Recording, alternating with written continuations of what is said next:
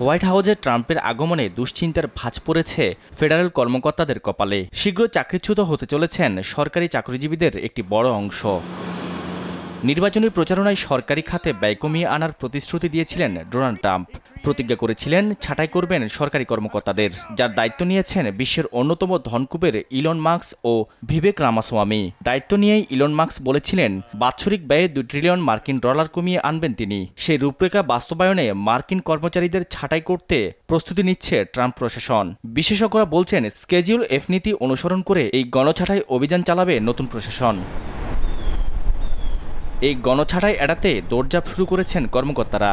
বার্তা সংস্থা রয়টার্সের তথ্যমতে চাকরি বাঁচাতে উকিলের শরণাপন্ন হচ্ছেন তারা। অনেকেই অর্থনীতিতে, স্বাস্থ্য ও নিরাপত্তা খাতে নিজের অবদান তুলে ধরে টিকে থাকতে চাইছেন। আবার অনেকেই অভিযোগ তুলছেন ট্রাম্প স্কেডিউল এফ নীতি ব্যবহার করে রাজনৈতিক ব্যক্তিদের ফেডারেল হাউজে নিয়োগ দিতে চলেছেন।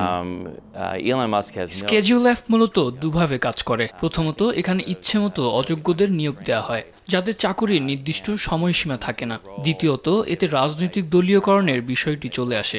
এতে তাদের সততা ও স্বচ্ছতা হ্রাস পায়। এই দলীয়করণের ফলে অনেককে চাকরি হারাতে হয়, আবার অনেককেই দুর্গম এলাকায় বদলি করা হয়।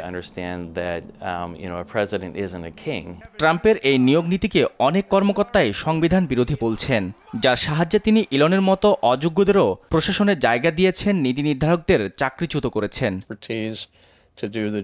মানুষগুলো ঘাবড়ে গেছে। স্কেজুল এফ নীতি নিয়ে কথা বলতেও সংশয় প্রকাশ করছে, কারণ যেই কোনো প্রশাসনই ফেডারেল চাকরিজীবীদেরকে এই নীতির আওতায় চাকরিচ্যুত করতে পারেন। এর ফলে সিভিল সার্ভিসে একটি বড় ধরনের খরা দেখা দিয়েছে। এদিকে বিভিন্ন ফেডারেল এজেন্সিগুলো বলছে সরকারি খাতগুলোতে পর্যাপ্ত জনবল নেই। সেখানে লোক ছাঁটাই করলে বিভিন্ন খাতে সেবার ঘাটতি দেখা দিবে। এতে জনদুর্ভোগ বাড়বে বলেও আশঙ্কা তাদের। নিউজ ডেস্ক, দেশ টিভি।